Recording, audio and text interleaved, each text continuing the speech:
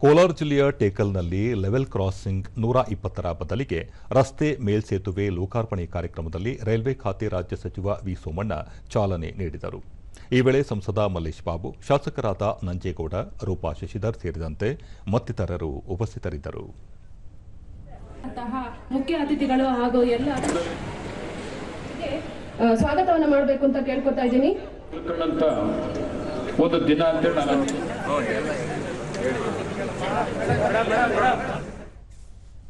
ಬಳಿಕ ವಿ ಸೋಮಣ್ಣ, ಮಾರಿಕೊಪ್ಪಂ ಹೊಸ ರೈಲು ಮಾರ್ಗ 24 ಕಿಲೋಮೀಟರ್ ಉದ್ದವನ್ನು 297 ಕೋಟಿ ರೂಪಾಯಿ ವೆಚ್ಚದಲ್ಲಿ ಕೈಗೆತ್ತಿಕೊಳ್ಳಲಾಗುವುದು. ಈ ಯೋಜನೆಯನ್ನು 2027ಕ್ಕೆ ಪೂರ್ಣಗೊಳಿಸುವ ಉದ್ದೇಶ ಹೊಂದಲಾಗಿದೆ. ಇದರ ಜೊತೆಗೆ ವೈಟ್ಫೀಲ್ಡ್ ಕೋಲಾರ ಹೊಸ ಮಾರ್ಗವನ್ನು 350 ಕೋಟಿ ರೂಪಾಯಿ ವೆಚ್ಚದಲ್ಲಿ ಕೈಗೆತ್ತಿಕೊಳ್ಳಲಾಗುತ್ತಿದೆ ಎಂದು ಹೇಳಿದರು.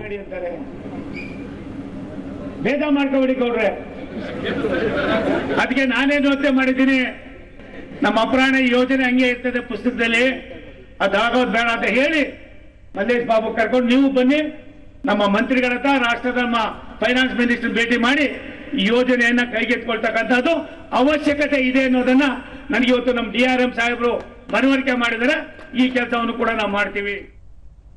ಮಲ್ಲೇಶ್ ಬಾಬು ಜಿಲ್ಲೆಗೆ ಆಗಬೇಕಾಗಿರುವ ರೈಲ್ವೆ ಕೆಲಸಗಳನ್ನು ಶೀಘ್ರಗತಿಯಲ್ಲಿ ಮಾಡಿಕೊಡುವಂತೆ ಮನವಿ ಮಾಡಿದರು. ಸುಮಾರು 5-6 ತಿಂಗಳಾಗುತ್ತೆ ಪ್ಲಾನ್ ಸ್ಯಾಂಕ್ಷನ್ ಆಗೋದು, DC ಸಾಹೇಬರು ಅದನ್ನ NOC ಕೊಡೋದು, ಮತ್ತೆ ಸ್ಟೇಟ್ ಗೌರ್ಮೆಂಟ್ NOC ಕೊಡೋಷ್ಟೊತ್ತಿಗೆ 6-7 ತಿಂಗಳಾಗುತ್ತೆ ಅಂತೀನಿ. ದಯವಿಟ್ಟು ನಿಮ್ಮನ್ನೊಂದು ಕೇಳ್ಕೊಂತೀನಣ್ಣ, ಅದನ್ನು ಸ್ವಲ್ಪ 2-3 ತಿಂಗಳಲ್ಲೇ ಅದನ್ನು ರೆಡಿ ಮಾಡಿಕೊಡ್ಬೇಕು ಅಂತ ನಿಮ್ಮಲ್ಲಿ ವಿನಂತಿ ಮಾಡ್ಕೊಳ್ತೀನಿ.